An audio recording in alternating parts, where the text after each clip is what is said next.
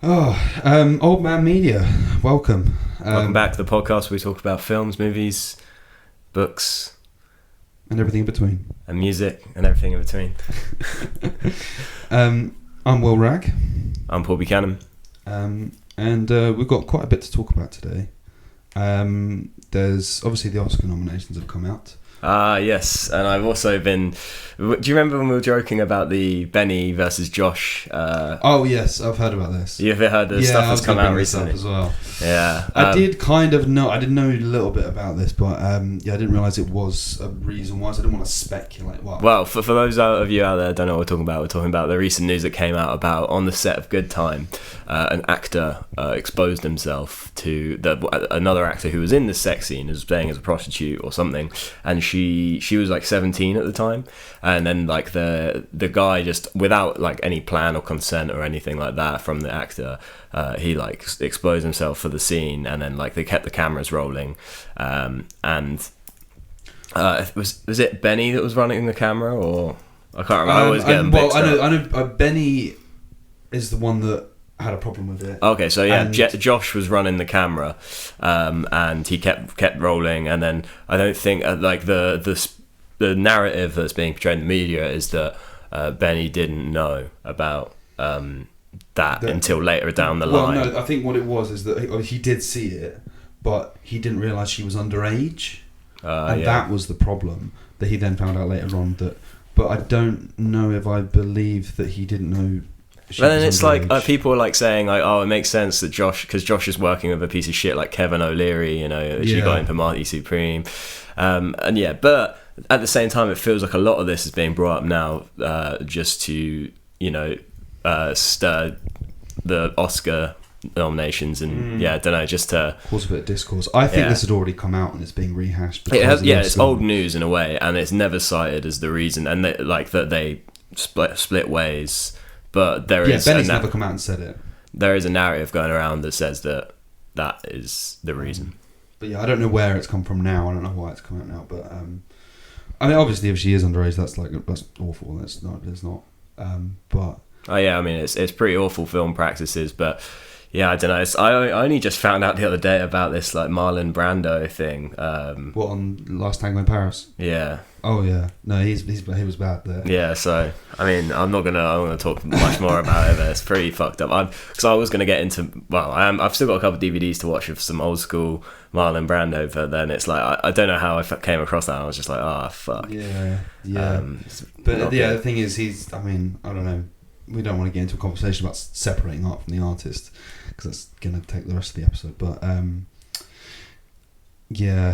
Well, no, that you can't separate the art when something bad like that has happened in the making of a film, right? Like it's on camera. It's the same thing as this Josh Benny Safdie thing, where it's a thing on camera and it's part of the filmmaking, and it's like that is going to ruin the art of that film for you, and potentially other roles. If you know that that's what someone is like on set, then how do you know they're not like that on other sets? And yeah.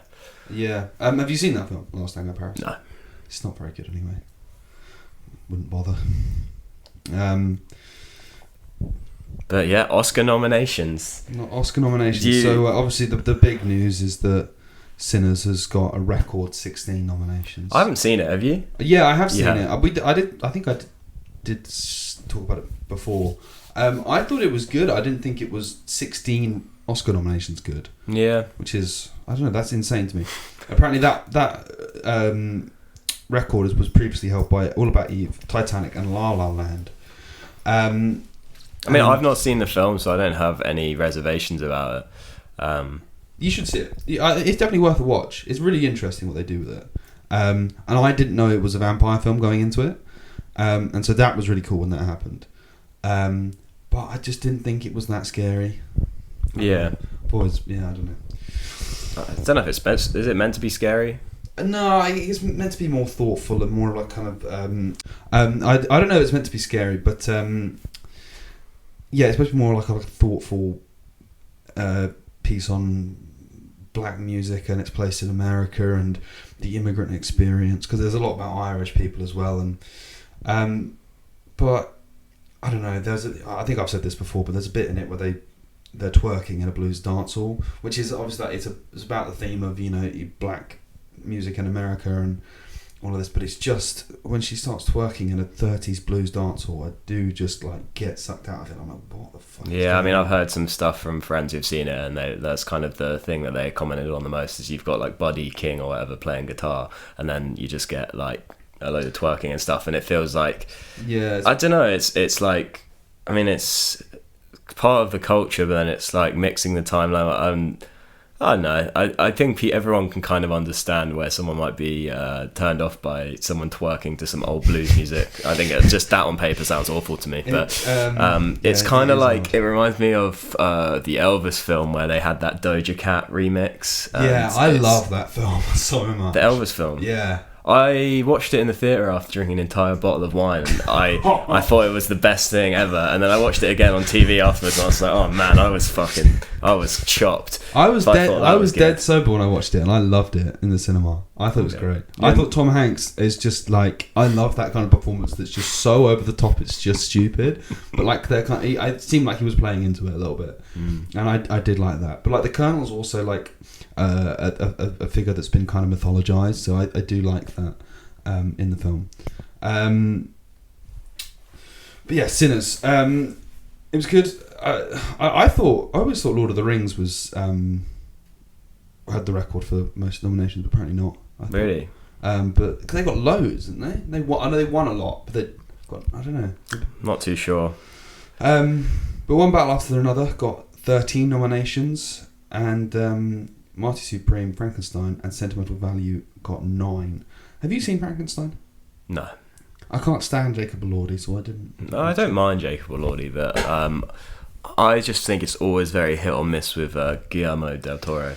Yeah, he's gone pretty downhill since what was the Spanish Pan's Labyrinth? Yeah, I mean, it's I liked his earlier films. It's a shame when the film that puts someone on a map is kind of their best one, and then they just, as soon as they get the money and the acclaim, they just kind of go downhill. But yeah, I've seen there was like some Halloween shorts that he did with Netflix a while back, and it was like a series, and I can't remember what it was called. And I watched like 2 episodes, and I was like, this fucking sucks.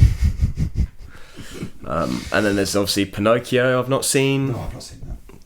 It just keeps doing stuff I don't really care about, and I just think that the Frankenstein in this day and age is just it's been so overdone. Even like Poor Things was kind of like Poor Things is very good, I think, but it is just like a pastiche of the Frankenstein kind of thing. And I guess the fun in that was that it kind of switched the roles a little bit, and you've got a female Frankenstein kind of monster. Yeah, I can't stand Yorgos, which I guess we'll get into in a bit, because obviously Begonia's been nominated. But I think I didn't watch Poor Things just because I watched the one with Jesse Plemons. I can't remember what that one was called. I thought that was dog shit. Reasons or something. Cool. Kinds of Kindness. Kinds of Kindness. Yeah. That one wasn't great. But I think I liked a couple, because it's obviously 3. It's like 3 separate shorts. There's one that I liked where he's like, him and his friend, he's like a cop, and then him and his friends like switch partners, and it's just like I like that Yorgos just does weird shit. And parts it's cool. of it are very good, but then I don't know, parts of it he just seems to think he's a better director than he is. I don't know. I think, have you seen F1? It's been nominated for the best No, picture. I didn't watch that. I saw it was like so long, that film. It's just, I'm not that invested in Brad Pitt. I think I've seen it summed up online as the co-worker film of the year. It's so middle of the road. No, people that are going to be happy with it probably, because it's so. Yeah, it's cars, man. It's cars. Yeah, I mean, I certainly have a lot of co-workers that love F1, but yeah, they no, not for me. Secret Agent is one we've really got to see, I think. I don't think it's actually. Did he win the best actor at the Globes? What, from Secret Agent? I think so. I don't know. You're the one that knew about that. I didn't keep up with that. But yeah, Secret Agent. I don't think it's actually come out here yet, but soon I think it will. Yeah, Sentimental Value, Sinners, Train Dreams, all good stuff. What do you think will win the Best Picture? Oh, I think I think it's got between Mighty Supreme and One Battle After Another for me. Like, I think that's. I think that. But then I haven't seen Sinners, so maybe if I saw Sinners, maybe I'd be like, oh, that probably appeals more to the. Yeah, it was. Sinners was really impressive because it was the critical darling of the year, and I don't think all. Well, no, because it was one of the highest-grossing films by a black director as well, which is obviously quite very impressive. And I think there is a way. I mean, I'm talking about it like it's an underdog, and it hasn't just got, what is it, 16 nominations. For me, Sinners is a co-worker film. Like, it's I've heard that, and that's why I've not seen it. It's because most of the people who told me to go watch it, I'm just like, I don't really trust opinion on film. So I was like, yeah, I'll go watch it, man. Sounds cool. That's why I felt I'll watch it. Yeah.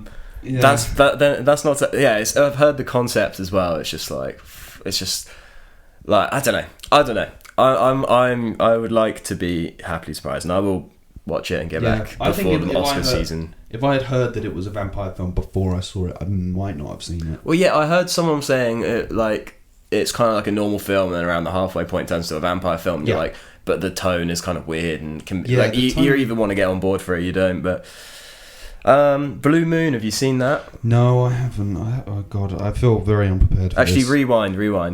What do you think is going to win Best Picture? Yeah, I think it's probably between Marty and One Battle. I really want One Battle to win it because I preferred One Battle, but I think that there definitely could be a surprise win in Sinners. Yeah, I would be very surprised if anything else won. One Battle, Marty or Sinners. I'm gonna say because. Did you say a definite one, or did you just say between? Because we have to go for a definite one. Okay, yeah, let's go for a definite one so we can do our predictions. Yeah, that's what I'm saying. Yeah, and make sure you write them down. Yeah. I mean, we do have video evidence. Yeah, new with video. Oh yeah, episode. First episode with video, you can so see our ugly mugs. I fucking swear to God, if Hamnet wins it, I'm gonna. I don't think there's any world where Hamnet wins it. Yeah. Okay. I'm gonna say. I mean, you've said One Battle After Another. I'm gonna say One Battle After Another. So both agreement on that. I think we both want One Battle to win. Yep. Okay. Best Actor. So Timmy, Leo, Ethan Hawke, Michael B. Jordan, Wagner Moore. Oh, that's The Secret Agent we've not seen yet. Arguably, I mean, we're gonna talk about this film in a bit. But I'm just going to say that with sentimental value, I thought that because he's in the supporting actor category. Stellan Skarsgård feels like the main character of that film. I don't know. Yeah, it's a bit weird, especially with films like that where it's like it's a family dynamic and it's not. I don't think there is one clear main character because it does bounce around all three of them, and also I think there's a better chance if you put it in the best supporting actor. It's something like that. There is a reason people do that. The studios will put them in the best supporting actors, not the. But because I think if you have like a best actor person in the best supporting actor, and then it's like they have a better chance. I don't know. There's something like that. I did read something about that once. I can't remember. But who do you think is going to win out of the five? I reckon it's going to be Michael B. Jordan. You reckon? I've not even seen Sinners, but I just feel like it is going to be. Okay, that's a bold prediction, I think. I don't think it's going to be Timmy. I hope it's not Timmy. I think he needs to work. He needs to like the whole Leo thing. He needs to just be ground down. Yeah, see, this is the thing with Oscars. It is like really hard because obviously Leo should have won it way before The Revenant, and he got it for The Revenant as like a kind of consolation prize. Like, yeah, you should have got it by now, whatever. Yeah, I think that's like a right way to do it. You should make these actors. And Timmy seems way too up himself with the Mighty Supreme tour. You know, he's like, I want to be one of the greatest. It's like, okay, bud. Well, how about you've got to do at least like 20 classics before you even get an Oscar. You know, I don't even know if he has got any classics because I just feel like with time. I mean, I don't know. Call Me by Your Name. I think it's his best film still. Yeah, he's good. He is very good in that. I don't like that film, but he is good. I just have yet to be blown away by a performance. Even in Mighty Supreme, it's not him. It's about the world around him. In my opinion, it's how the whole world kind of like, you know, everything that is. Yeah, but he propels that though. He does. I think he does. He's really the engine but at the heart of that. don't think it's worth a Best Actor nomination because like that film is like a series of characters popping in and out in Timmy's life. I don't think he is the main proponent of why that film is good. I'm going to say Timmy, and I'll tell you why. I think you have to. It's not about what you think is worthy of winning or what you think should win. You have to put yourself in the mind of a median Oscar voter and go, what do they like? What will they vote for? And I think they are compelled by Timmy's persona in the media. So I think I'm going to go Timmy. I think they're going to be like, oh, we've already given Leo his. Let's give Timmy his. But yeah, too easy. Yeah, Michael B. Jordan, I think, is actually maybe a good underdog shout. Yeah, put me down for Michael B. and put you down for Marty. Timmy, yeah. Okay. Best Actress. Very sad to see Jessie Buckley on this list. I'm very happy. She sucked in that movie, man. Just like so over the top, I thought. Yeah, there are parts she's over the top. It's you won an Oscar. Yeah, no, okay, yeah, I get that. Renat Reinsve. I mean, we're going to talk more about sentimental value later, and I'm going to butcher Norwegian names even more. But I just don't think she's. Again, it's the same thing. She's not a core part of that film. Maybe I've got too much of a classic mindset where you got to have a star, you got to be, But like. I would actually like her to see it because I think she's great in The Worst Person. She should have got it for that in a way, but Emma Stone Begonia. I haven't seen Begonia yet, but she feels like she's been acting her arse off for so long, and has she won an Oscar yet? Didn't she win Poor Things? Poor Things. Oh yeah. Okay, maybe. Yeah. I'm not sure. I thought she won Poor Things, but yeah, I didn't see. Same again. I don't think she's the main actress in that. And I think Jesse Plemons should be nominated. I love Jesse Plemons. I think he's so good. You think he should be nominated for Best Actress? Best Actress. It took me a second there to figure. Yeah, no, You mean he should have a nomination somewhere in for it? Best Actor? Yeah, yeah. I'm trying to find out if she did win for Poor Things. No, she had a nomination. Oh no, Best Actress win. Yeah, she did win for Poor Things. There you go. So it's like, but then it's like, should that influence your decision if she's already got one? I think it does. If you think about Oscar voters, I think it does influence their decisions. Yeah. Rose Byrne, If I Had Legs I'd Kick You, I don't think that's going to win. Kate Hudson, I could see the Oscar voters going for some stupid shit there. I've not seen it. Have you seen Song Blue? No, I've deliberately avoided it because Neil Diamond cover band. It sounds great. I'm gonna go watch it. I'm going to go Jessie Buckley Hamnet. I think Jessie's going to win. Okay, put me down for Renat Reinsve. We should have looked up how to say these names. Nah. Okay, Best Supporting Actress. I'm very surprised here that 2 nominations for Sentimental Value. One thing I would say, especially I saw this and I was like, Will's going to have a strong opinion on this. But, Elle Fanning, go and fuck yourself. There you go. Terrible in that film. But I'm just surprised that there is spoilers, there's 4 actress nominations for Sentimental Value. 3 of them are foreign actors. That surprises me because if you remember Parasite back in 2019 didn't get any nominations for the actors. And I think quite rightly that Korean and Asian American people were kind of up in arms, and you see the film but you don't see the people in it, kind of thing. And I do agree with that to an extent. So I am slightly surprised that. Well, maybe it's as due to that kickback. Yeah, maybe could be. Maybe they're more compelled by the Sentimental Value. Maybe because they're white. Who knows? But. Yeah, I don't think Elle Fanning was deserving of this. I don't think she was that good. She's never really impressed me like loads. But I think she did a good job at like keeping the film, playing a role in the film. But and I guess she was well cast in that way because she's playing an actress who's not very like confident in her ability, which is kind of how I see her. Yeah. You know, she never plays these outward roles. Like, she's not like Emma Stone level of just going absolutely crazy and bold and it's always just like there's a restraint in her roles. Another thing with the sentimental value as well, which I find funny, is like the amount, obviously, like a lot of nominations for actresses and supporting actor, and it's like it's funny that's like we're like, oh my god, these acting performances are amazing, when I think there's such understated roles. It's not like the old days where everyone's like, you know, you got like Christian Bale starving himself and The Machinist, and you've got all these like method actors, and everything's got to be this and this film is so understated. It's so I don't know. Is the acting like mind blowing? Is it revolutionary? No, but it is just like serves the point of the film, and it's, for me, it's interesting to see it get nominated for Oscars in that regard. Like, I don't think these are like mind blowing performances. They're just good, you know, good. But I think the Oscars have always liked those slightly more understated, family orientated films that are what you'd call Oscar bait. I mean, they do, I think, quite regularly. I don't think Sentimental Value is Oscar bait. No, it's not. That's probably for me. The Oscar bait is like when it's like a historical biopic, and it's like Hamnet. Not even. Like, I don't think Hamlet's. It's not Oscar a biopic. Bait. It's based on a fictional book about Willie. But no, like it's like when it's like against all. I don't know. Trying to tell this emotional story. I mean, Hamnet, yeah. Just described Hamnet.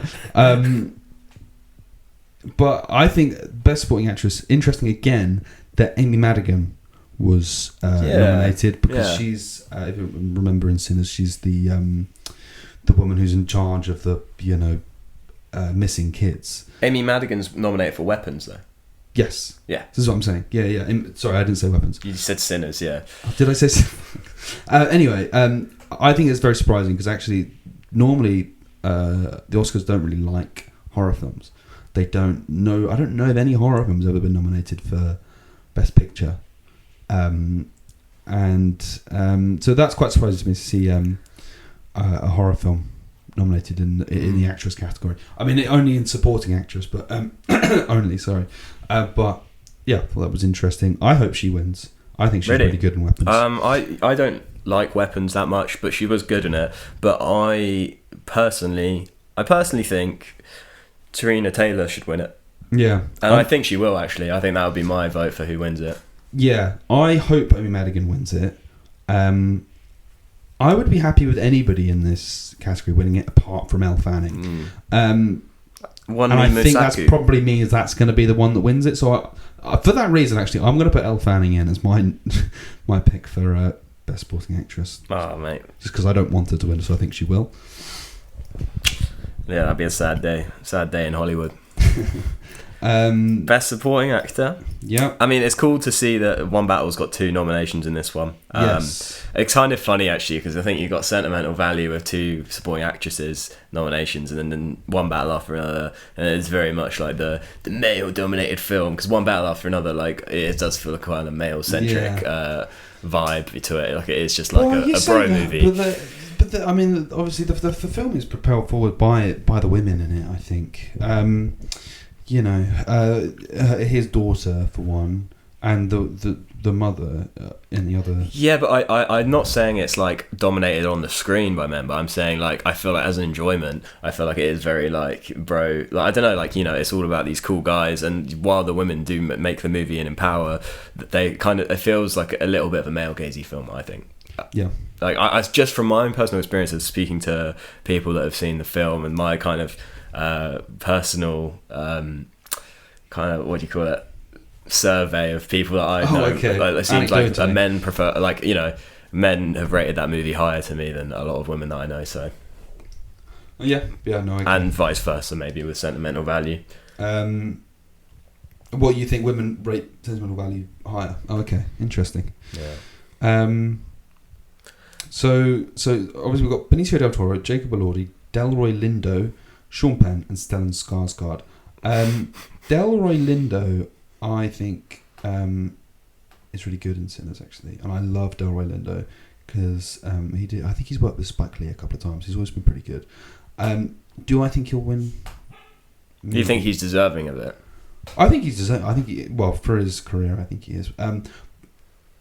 Well, the one I really hope will win is Benicio del Toro. Really, I think Sean Penn is better in that regard of true deserving it for that film, but yeah, I think Stellan won the Golden Globe for Best Supporting Actor. Yeah, I think that's probably quite a good indication. Normally, it's a fairly good indication that they're not going to win an Oscar. No, that they will win the Oscar. Ah, you think? Yeah. I don't see it being Benicio. I see it being Sean Penn if it's going to be one. Yeah, I think you make a good point there. Although I feel like using the same logic as you for the Best Actress category, it'll probably be Jacob Elordi. Oh God. Nah, they're saving that for Wuthering Heights. Oh yeah, they're like, true. When he sticks his fingers down Margot Robbie's throat, that's gonna get an Oscar. As if just doing that isn't its own reward in itself. I think. Just click what you just said.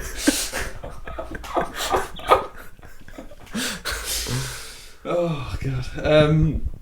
Is this a male-centric podcast? I think definitely. Right yeah. in. Let us know. Yeah, no, I think you have a good shout with Sean Penn. I think you like with Sean Penn, actually. Yeah, so what you think he's going to win it?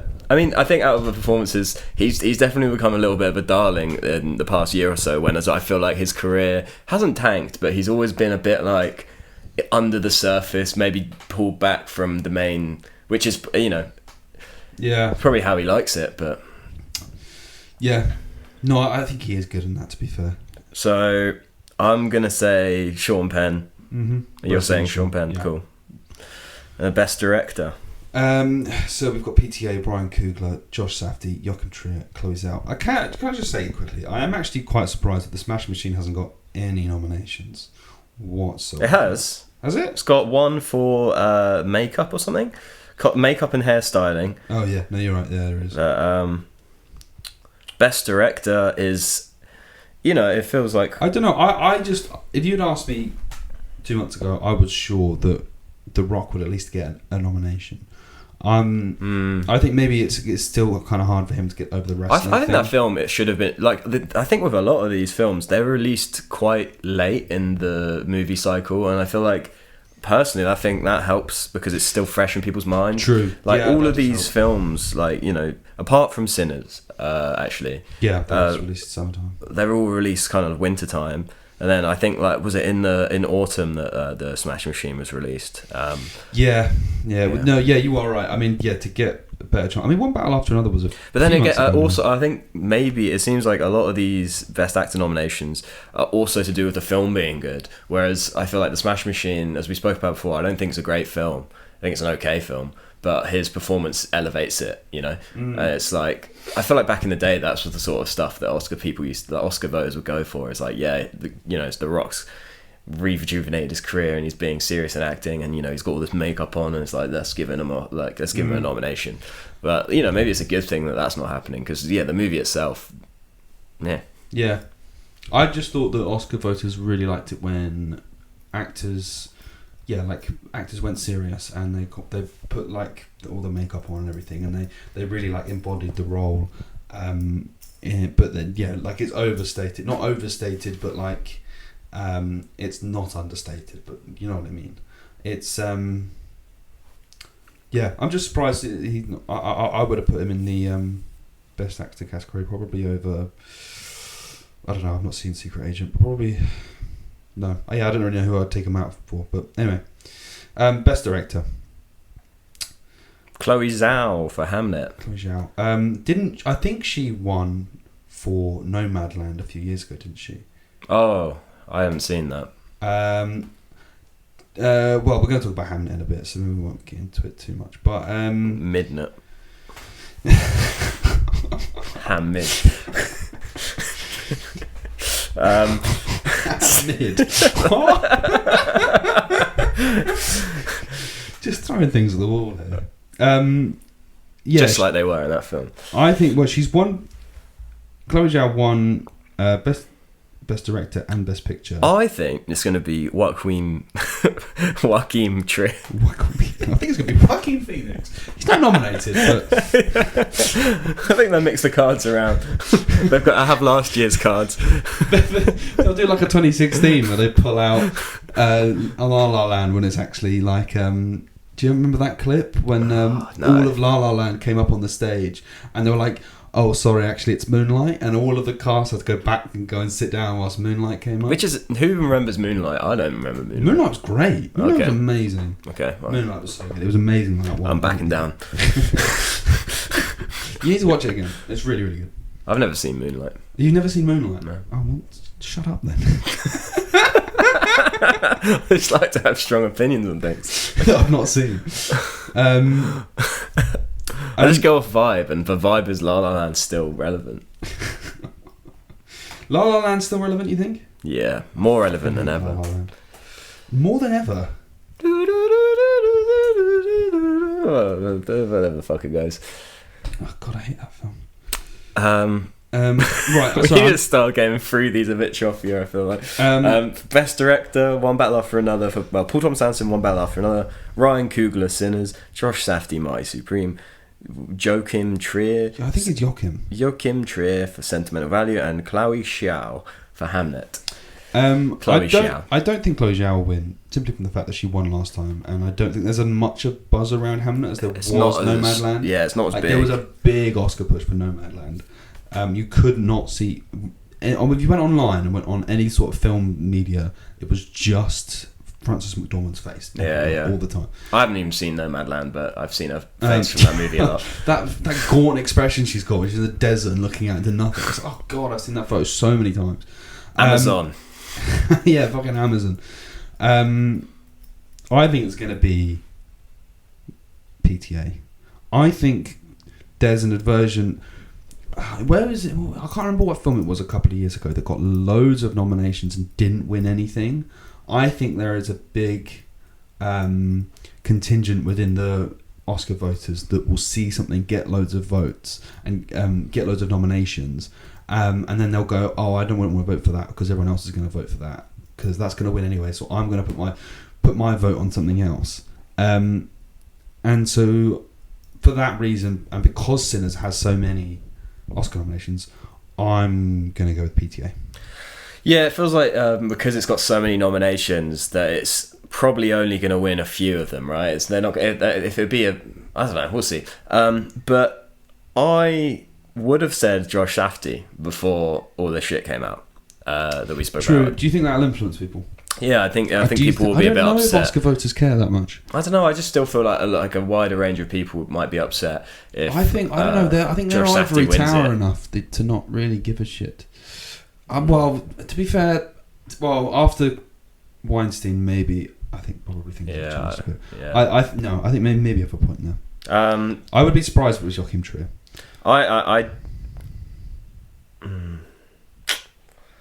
Yeah, I don't know. I'm gonna go with Ryan Coogler, Sinners. I feel like that's gonna win Best Director. No, I'd like him to win. I think he's a really cool guy and a good director. Cool guy. And I'd like to see him win. Cool. But I think it's gonna be PTA because he's never won a. What, he didn't win for There Will Be Blood? No. Okay, well then it's good. If he wins, it will be a case of that kind of The Revenant style. Yeah, but I think he's deserving of. Yeah, it's a masterpiece. Best adapted screenplay. We've got Begonia, Frankenstein, Hamnet, One Battle After Another, and Train Dreams. I didn't know that Begonia wasn't adapted. Yeah, neither did I. Is it adapted from a book? I don't know. Let me look that up. Pull that up. Still, I keep wanting to make the joke where it's like Joe Rogan's assistant, but I can't even remember what his name is. It's a remake of Save the Green Planet. There you go. I didn't know that. Who directed the original Save the Green Planet? Jang Joon-hwan. He directed... What else did he direct? He directed... this is boring podcasting.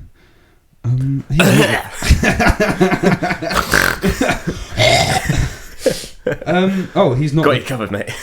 Well, all of that, and he's not the guy I thought he was. I thought he was the guy that did The Good, the Bad, and the Weird. I don't know who this guy is. Not the guy I thought he was. But he executive produced Begonia as well. But no, I don't know who that this is dead end. Let's move on. So One Battle After Another is adapted from a Pynchon book, I guess. Yeah, Vineland. Train Dreams is adapted from a book as well. Have you seen Train Dreams? I have not. Oh, mate, you've got it. It's very good. I watched this film a couple of weeks ago. It's like, it's a kind of one of those understated, sort of emotional, lonely man. He watched it one time and now wants to be a tree surgeon. Wants to be. He's going to be a tree surgeon. I think there's a lot of good quotes in that movie. It's definitely the sort of movie that makes for a good emotional, there'll be a quote from the film and a snapshot of a scene. Or like you emotional, could, you could screenshot the subtitles, a shot, and it just looks like a cool, deep Instagram post. So, but no, I did really enjoy it. So Hamnet does not deserve to even be nominated. Not seen Begonia. One Battle After Another. I've not read the original book. I don't really know how they judge these things. But like, are we thinking that these Oscar nominators, or whatever they're called, they're not also reading? Do you think they barely even watch the films? They're not going to read all the source material and be like, I think they drew very well. Yeah. And as far as I'm interpreting it, it's a loose adaptation of Vineland by Thomas Pynchon. It's not like. So I don't know. One Battle could win it out of pure ignorance, but I think if we're going to go out and out adaptation, I reckon Train Dreams. Okay. So that is an interesting point I actually hadn't thought of. Do they read the original things? Probably not. Do I think any of them have read Train Dreams or read Hamnet or seen the original Begonia? No. Are they judging it just by the screenplay by itself? Probably, more likely. So on that basis, I think there's going to be One Battle. I guess I just want One Battle to win lots, but yeah, there we go. Best original screenplay: Blue Moon, It Was Just an Accident, Marty Supreme, Sentimental Value, Sinners. I mean, I feel like Ronald Bernstein is probably due his flowers at some point. I don't know, has he won? No, they've never won anything. They didn't win for anything for Uncut Gems, did they? So I could see Marty Supreme being in the mix, but I think it will be Sentimental Value, because while I don't think it's a perfect film, we'll get into that later, I think that it's very well written. I think that a lot of the sort of themes and metaphors are very well used in that film, and it's not too in your face. Yeah. So my vote's for Sentimental Value. Yeah, I could see that winning. Yeah, I mean, it's the same thing. Are Oscar voters going to care about this whole Josh Safdie thing? I'm going to put my money on Sinners. I think Sinners is a really interesting take on the genre, in terms of writing. Really interesting take on the genre, and I think there's enough there that. I just remembered about Sinners is that he plays twins. Yeah, and one's got a red hat, one's got a blue hat. Yeah. See, this co-worker film. No, I think Oscar voters are going to love that. That he's like two guys. That gives him twice the chance, If we're doing mathematics. Wait, so you're going to go back and change I'm going to go back. What did I say before, Timmy? Yeah, I'm going to go back and say Michael B. Jordan. I also said Michael B. Jordan. Okay, we're both saying the same best actor there. Oh, yeah, sorry, I just remembered that he plays twins in that. Yeah, I'm gonna go Marty on this one. Best original screenplay for Marty. Yeah, fair play. That was That said, I think that would be my second choice. Have you seen Blue Moon with Ethan Hawke? No, I did mean to go see it in the cinema, and I just was busy every day it was on.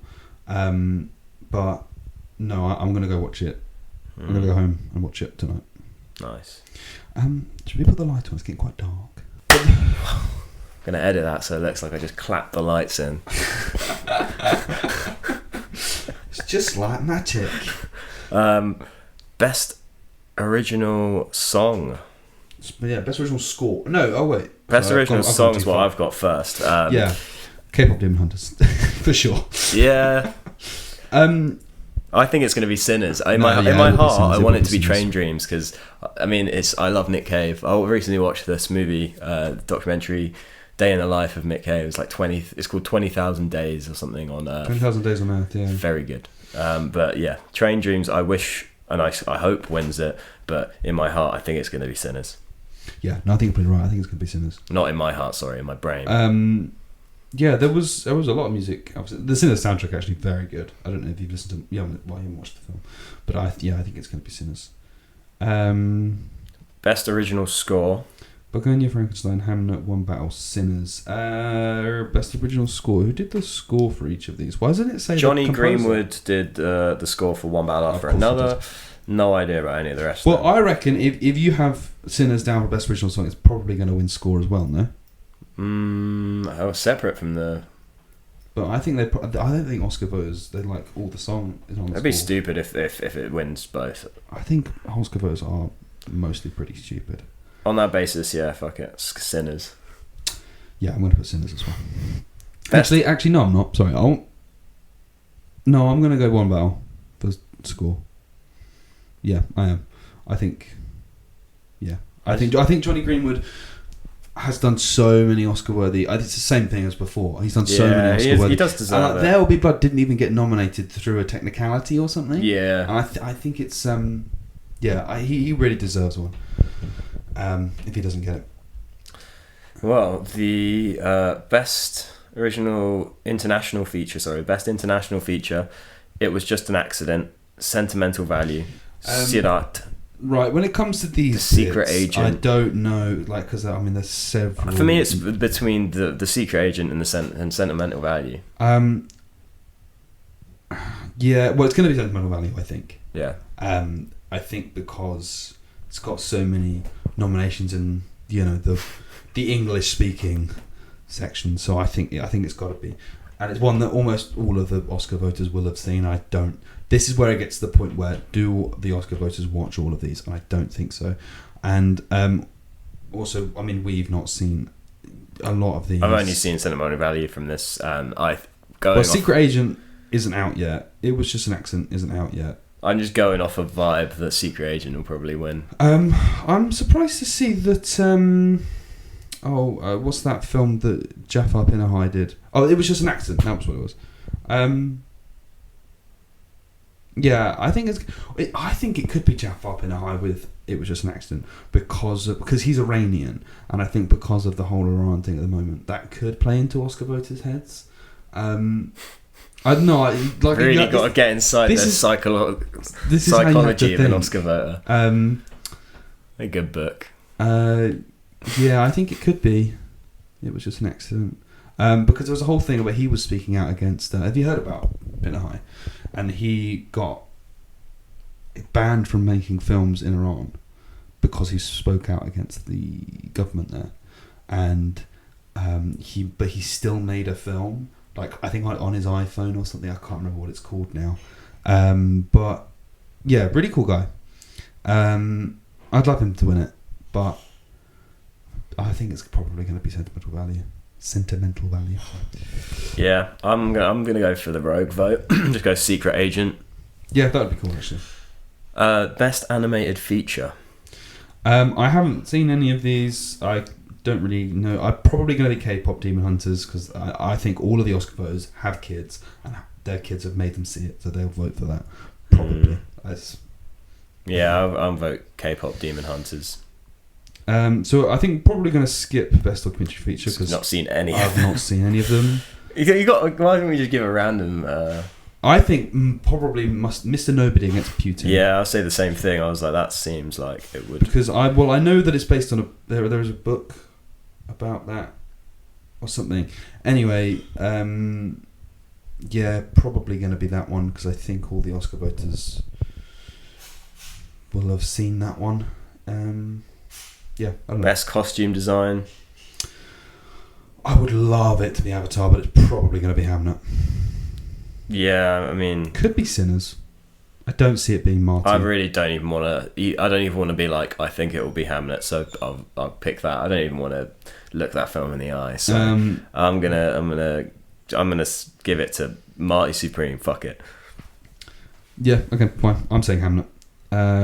Best makeup and hairstyling, I think probably Frankenstein. Nah, I'm going with the Smashing Machine. I feel like I feel like Oscar voters would be like, I feel like that's a sort of Oscar voter film, and I feel like it's only got one nomination, so it's the only category it can win in. So I feel like they're gonna throw a bone. Maybe. Possibly. I'm still sticking with Frankenstein. I think that sort of thing. Best production design, I think that'll be Frankenstein. No, I don't know. I'm gonna say Sinners. Okay. And the production design in that is really good, and I think it stands out. I think One Battle maybe a bit too understated. Marty, maybe could win. Best sound. One Battle. I'm gonna say F1.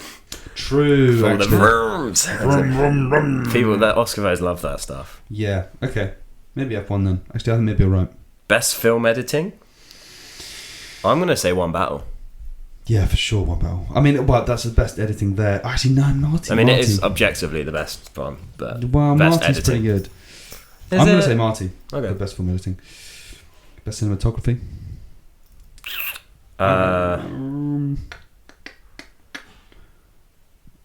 One Battle. I think One Battle, especially that last car. I think chase. Train Dreams is going to win. Okay. I'm saying One Battle. Best visual effects will be Avatar for sure. Best visual effects should be Avatar, yeah. Jurassic World Rebirth, honourable mention. Now this is we'll skip the shorts because we've not seen it. Oh no, we got to just stab in there. I'm gonna go for Jane Austen's period drama. Okay. Felix is a funny name. A Friend of Dorothy's a funny name as well, so I'm going to go that one. Oh, is it, Friend of Dorothy, do you know that? There's a real theme to these. There's a Friend of Dorothy, there's Butcher's Stain, there's Jane Austen's period drama. You know, Friend of Dorothy is not a slur, but like a nickname for a gay person. Oh yeah, he's a Friend of Dorothy's. Is it? I thought it was I don't know, like instead of asking Angela, it's like when you've got a period and you... Or like when you say the painters are in town, you say, I've got a Friend of Dorothy. No, it's like, oh, yeah, my friend, it's a Friend of Dorothy. Is this a male-dominated podcast? I think. Write in. Ryan, please. If you're a woman listening to this, and you're not my mum. Best animated short. Again, not seen any of these. The Girl Who Cried Pearls. I was going to say the same one. Best documentary short, probably Armed Only with a Camera, The Life and Death of Brent Renard. That's quite... I'd like to see that, actually. But I'm going to say The Devil is Busy. And for the best casting, the final one... This is the one that I was going to say. This is the new one. This is the first time this has been voted on. And that, to me, seems like they are just beefing up the list of stuff like that. Just... Why do you need this? The first new category introduced is 2001. Like, why do you... Well, interesting. I find a lot of the press around Marty Supreme has been about the casting, I think. True. And it's always been a kind of key thing and a key element of the Safdie brothers films. So, yeah. It's like who they get in, and they're always kind of a bit weird with, like, you know, getting Adam Sandler in to play the lead role in Uncut Gems, and, you know... Like, I feel like they're always very confident in picking someone. And I feel like choosing Robert Pattinson for Good Time, you know, he was mainly the Twilight dude before that. True. So, like, they're very intentional with... And like, yeah, I think they see past... They try and see past what the general public see in someone and then, you know, bring out a new side of them. And I feel like they've done that for multiple actors in Mighty Supreme. So... I think it should be Mighty Supreme. I think it will be Mighty Supreme, and I think that actually One Battle has also got a good. This is the thing. I think that what are they going to vote for when they vote for best casting? Are they going to vote for the main actor or those four main roles, or are they going to do the ensemble? The ensemble. I think it's going to be the one with the most characters in it. Do you know what I mean? And I think that's One Battle's got that. It could be Sinners, because Sinners has quite a few people in it. But, no. Yeah, it's definitely toss-up between those three. Hamnet probably gets my vote for worst casting. He hates Paul Mescal. It's just, there's only a few people carrying forward that namesake in the world. And one of them, he's been cast as in a biopic. It's gonna suck, guys. The Beatles verse. Oh god, the Beatles. What's the casting for that film again? Barry Keoghan is Ringo. Someone who just should not be playing him is playing George Harrison. It's the fucking guy from Stranger Things. What's his name? Joseph Quinn. Barry Keoghan is it Keoghan or Keoghan? Keegan. That's how I say it. Is Ringo Starr. Harris Dickinson is John Lennon, and Paul Mescal is Paul McCartney. And they're casting Saoirse Ronan as Linda McCartney, and Anna Sawaya as Yoko, and Amy Lou Wood as Pattie Boyd. They should do Glenn Powell. 2028. Yeah, not looking coming out. Not putting out in my diary, but they're going to cast Glenn Powell as George Martin. Is that true? No. I don't know that much. I could have been true. But that's the type of casting. That deserves an honourable vote for worst casting. I've not even seen it yet. Just Sam Mendes is directing it. Yeah, Wham Mendes. God, whack Mendes. 4 separate films, each focusing on one Beatles perspective, releases a single bingeable theatrical experience in April 2028.